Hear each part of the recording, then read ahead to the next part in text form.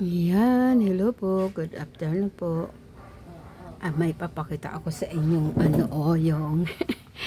yung ito yung napanalunan ko sa Christmas party na kagabi dito sa aming dito sa subdivision, sa clubhouse nagkaroon ng Christmas party kagabi. Ito napanalunan ko sa raffle. Ayan Ayan, number 28 yan Yan. Napanalunan ko sa raffle. Ewan ko anong laman ito. Ayan, ating buksan. Tapos, ito, yung bigay naman sa akin ito ng aking daughter-in-law. Ayan. At tingnan natin kung anong mga laman ba nito.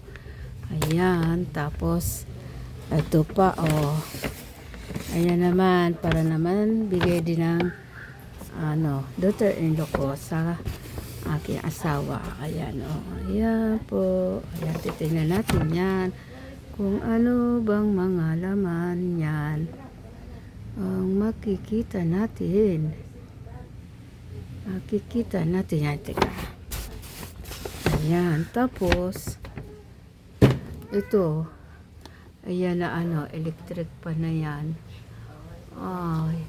Napanalo na naman yan ang kapatid ko sa raffle. Ayan naman ang kanyang napanalunan. Ayan sa kagabi kasi isinama ko siya. Ayan ang kanyang napanalunan sa raffle. Ayan kaya tingnan natin. Tapos ayan gusto kong pakita ano ba yung laman nito. Ayan, titingnan natin. Lang.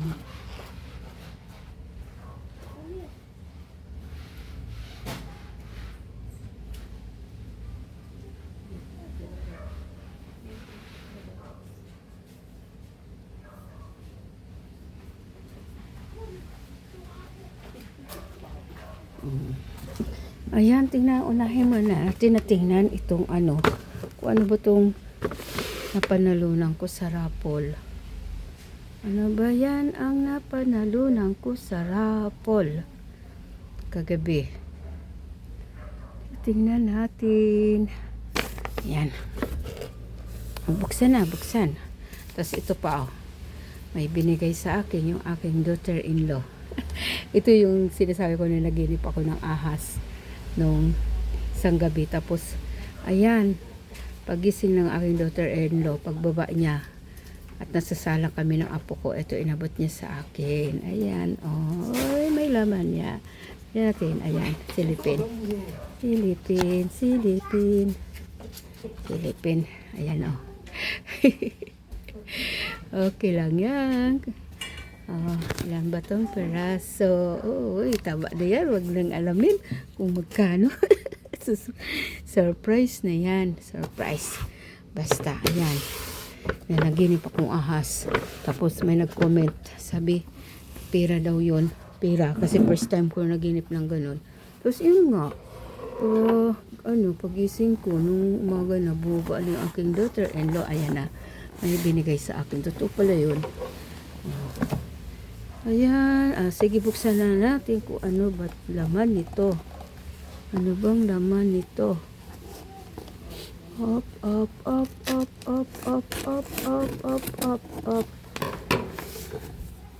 Ano bang laman? Ano bang laman nito? Ano bang laman yan?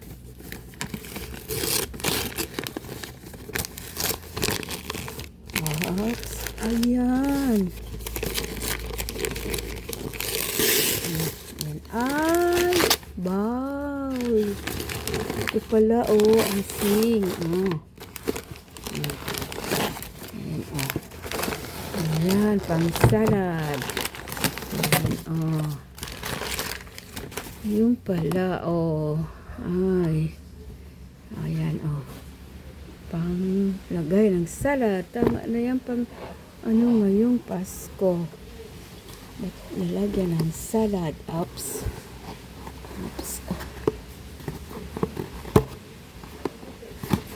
Yun. Oh. Ay, ang galing. Ayan. May panglagayan na ng salad. Ayan. May lagayan na, oh. Ayun, oh. Ansen! Ito, oh. Yung napanalunan ko sa raffle, oh. Ito, oh. Bowl, oh. May bowl. Yan, oh. Ito pala yun, oh. May lagayan na ng fruit salad. Sa New Year, may salad na. Yay! Oh, ayan, oh, ayan. Oh. Sige, muna ikaw, kuya. Ayan kasi. Ayan mo na yan. Diyan yan. Ayan, electric fan sa kapatid ko yan. Iuwi niya yan mamaya pag uwi nila mag-asawa. Kasi kagabi namin yan napanalunan. Ito naman, oh. Yung binigay nila sa akin ng daughter-in-law ko. Ayan, oh. May nakasulat pang mama. Ayan. At titingnan naman natin. Titingnan naman natin. Oh. Ay.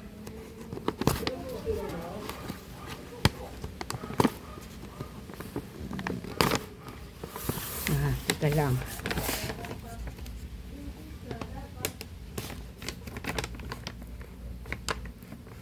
Oops.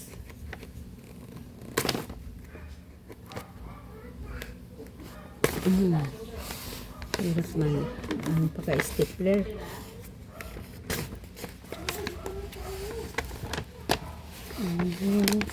Ika, anin ko na lang. Kasi hindi naman to magagamit na at may ano naman eh, pangalan na yan eh. Hindi yan, pwedeng gamitin. Oo. Ayan. Ayan na, ayan na, ayan na, ayan na, ayan na. Uy, ano? Ano yan? Ang laman nito. Ano yan? Ay! Oh! Ano to? Oops. Oops. Oh. Ayun. Ay, sweater. Ayan pala, oh. Ayan, sweater, oh. Oh. Ay, ang galing talaga. Oh. Oh, di mayroon na akong may susuot sa ano. Pagpunta namin sa Bulinaw. Ayan, at doon kami mag New Year sa Bulinaw. Ano lang kami doon? 3 days. 3 days lang kami doon. Kasi doon kami mag New Year at ano kasi dito malakas na kasi yung ayan naman bigay ng ano, binigay naman ng aking anak naman sa ipapa niya. Ito naman yung kanyang bigay, ipapa niya. Ayan naman. Teka lang. Oopsie. Ang